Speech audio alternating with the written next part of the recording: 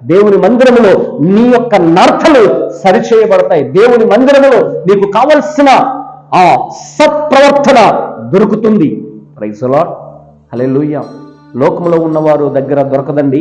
లోకంలో ఉండే ప్రజల దగ్గర ఈ ప్రవర్తన ఉండదు.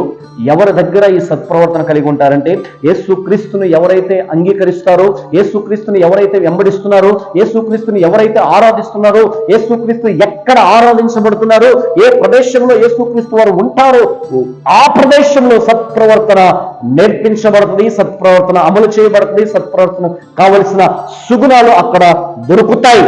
ఒకవేళ నీకు లేకపోతే వెంటనే నీ మందిర ఆరాధనలకు నువ్వు కలుసుకో.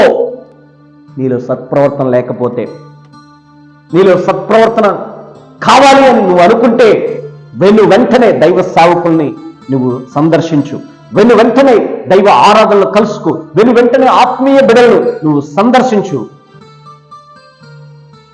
Praise the lord.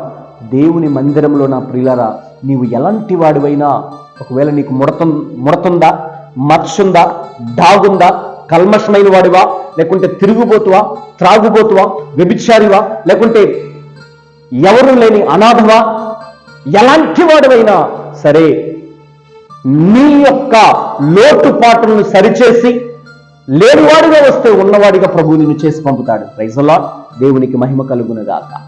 ఒకవేళ నీకు ప్రవర్తన లేకపోతే మంచి ప్రవర్తన నేర్పించిన ప్రభువు నిన్ను పంపుతాడు. నువ్వు అనాథగా ఉంటే ఆత్మీయుల దగ్గరకు చేసి ప్రభువు నిన్ను పంపుతాడు.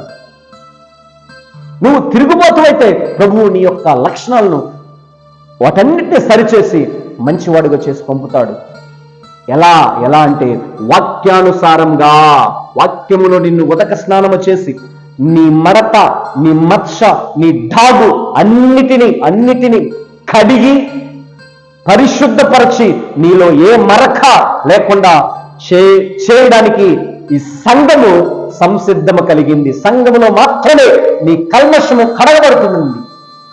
నీకు పట్టిన తుప్పు ఎక్కడ కడగబడుతుందంటే సంఘములోనే.